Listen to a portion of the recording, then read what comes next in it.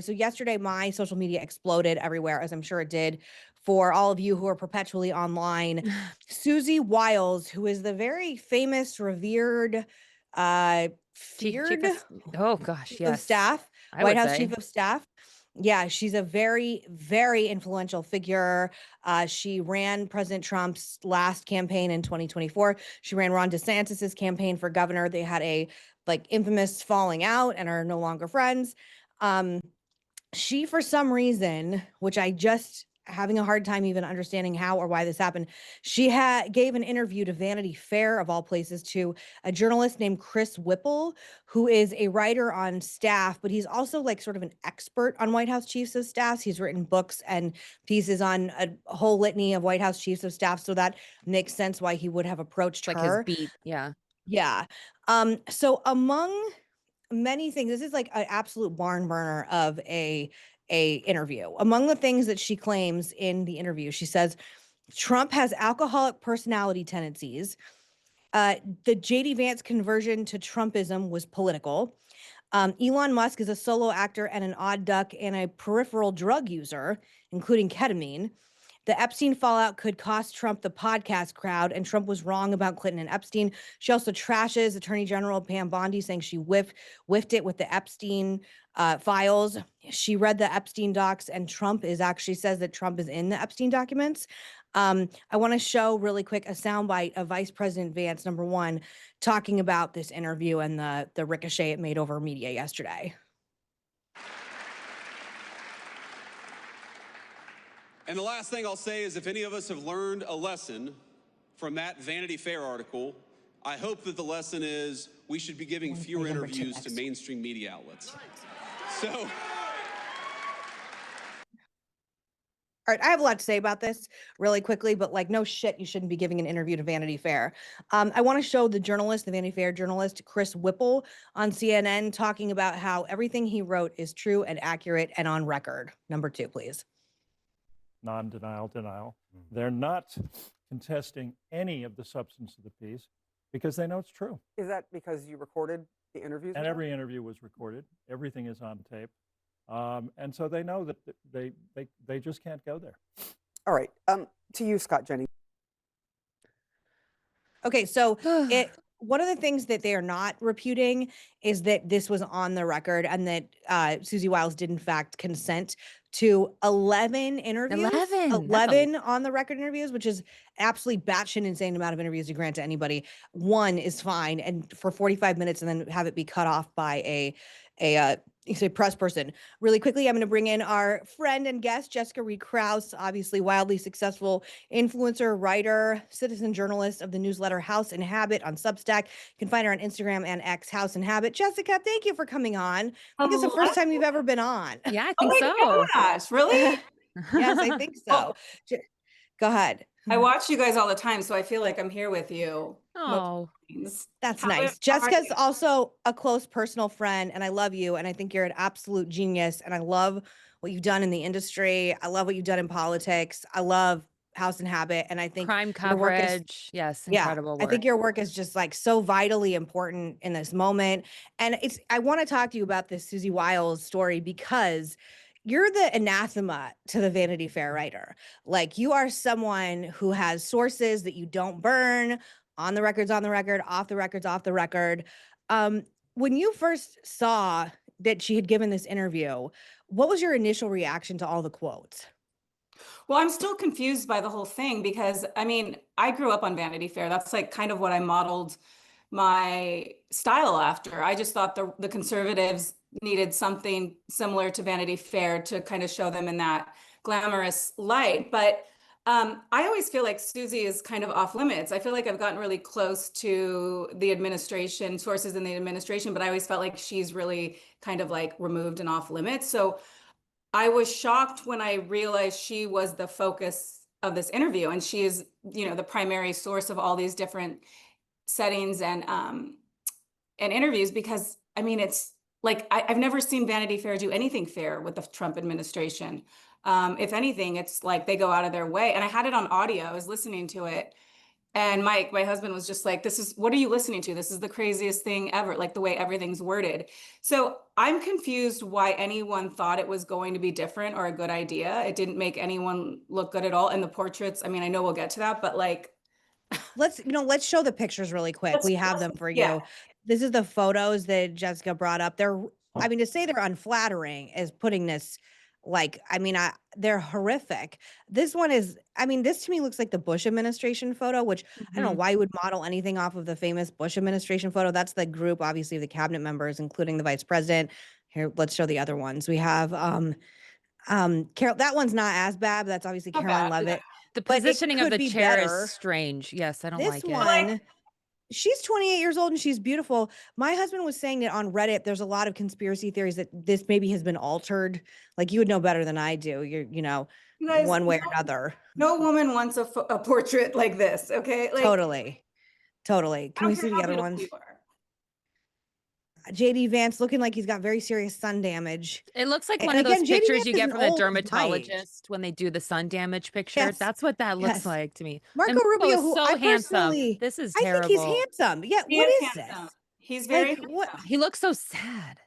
I don't like it. And the Like he's next at a one, funeral. Crazy and eyes. Susie Wiles looking absolutely insane. This is a horrible picture of her, obviously. This looks like a Netflix horror film. Like it's gonna come out. Yes. The Yeah, grandma. Like the don't fuck with cats one. Like that's what that looks like. She looks awful. But you're right, though, that like it's obviously, because again, you include photos in all your work of your principals and people you follow, that it's intentionally made to look, all of them look crazy and awful. I don't understand what the hell, why they would, it's awful. Everything about it is awful. But I don't know why anyone in the Trump administration would think different.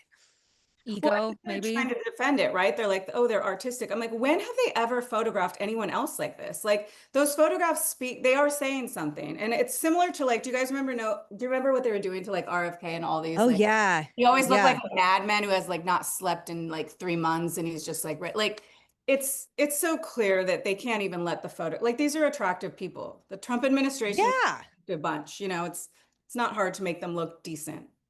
Are you hearing anything with any of your sources about any damage this could possibly be done? We saw like everybody in the industry and in the administration putting their support out for Susie Wiles, which is expected. I think she's a beloved figure, but there was also reporting in Politico and Axios that like there is some confusion about her judgment call, obviously giving 11 hours of interviews. Short of someone like writing a book about you, I've never heard of someone giving that many interviews to a journalist. Well, that's why I'm saying I'm confused. It doesn't make any sense to me. And then she came out right away and said it's clearly a hit piece taken out of context. But it's like, yeah, that's what Vanity Fair is going to do. She's supposed to be, this brilliant kind of quiet force behind the whole Trump messaging and everything. And I just don't get how anyone, especially collectively, they thought this was going to be. I mean, the photo of, you didn't show the one of Mark Rubio where he's like, looks like he's staring at the lamp. Yeah. He looks like he's just lost, like he looks like he's special and he needs help finding where he's supposed to be. Yeah. So some of the things I've understood really is quick, that Kristen is here. We want to pop her back in. Sure. Hopefully her mic is working now. Hello.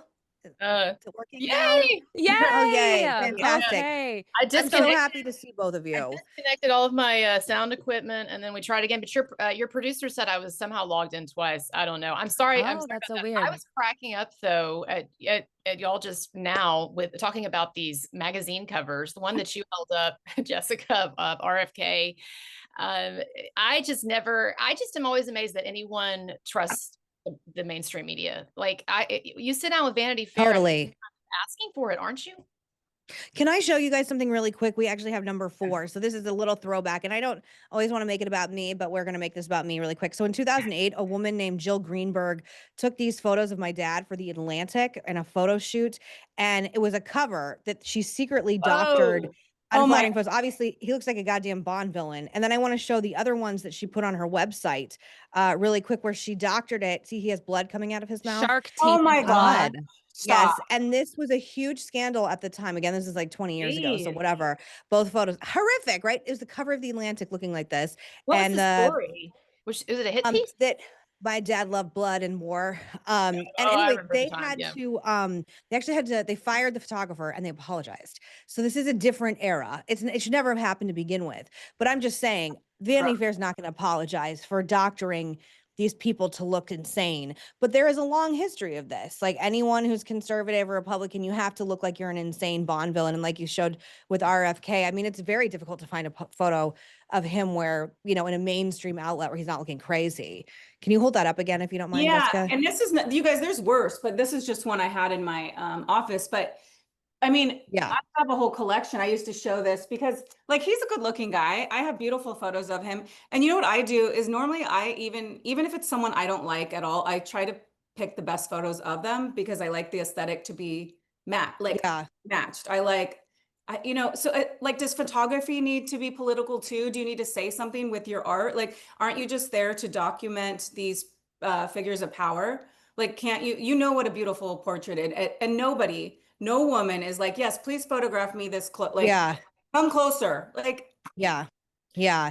Do you think there's going to but it's be, I beautiful. can't decide if this is just like an inside Beltway media story, like if anyone cares, but I do think, I'm not trying to be unkind, but like this makes me question Susie Wiles' judgment. It's a very bizarre thing to do. I have been approached twice this year by 2 different mainstream media outlets. I'm not a big deal or important, but to do profiles, and I just can't do it. And one of the reporters seemed very nice and seemed like normal and had done pieces on conservative people before.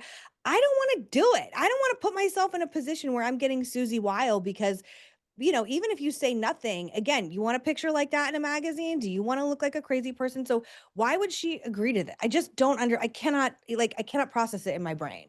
I don't know much about her, what her personality, her character is supposed to be, but could it be just sheer, I don't know, ego? Oh, I'm going to be in Vanity Fair. That's what I said. Yeah.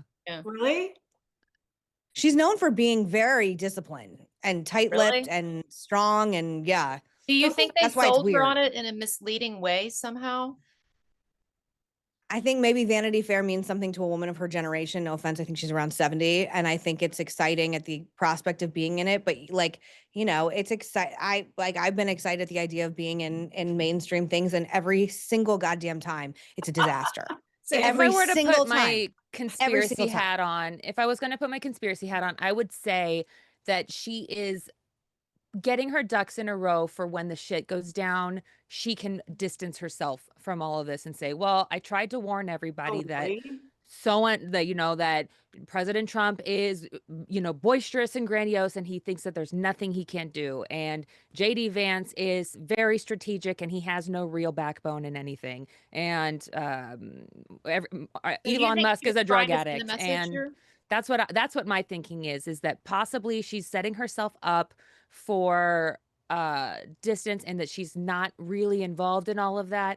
And to her credit, you know, yesterday or maybe this morning, President Trump didn't discredit what she said. He's like, yeah, I am like that. I do have that kind of a personality. So he's backing her up on these claims. He's like, I am an alcoholic personality. He's like, I do. He's like, I do act like that. So, you know, everyone's kind of standing behind her, at least public facing.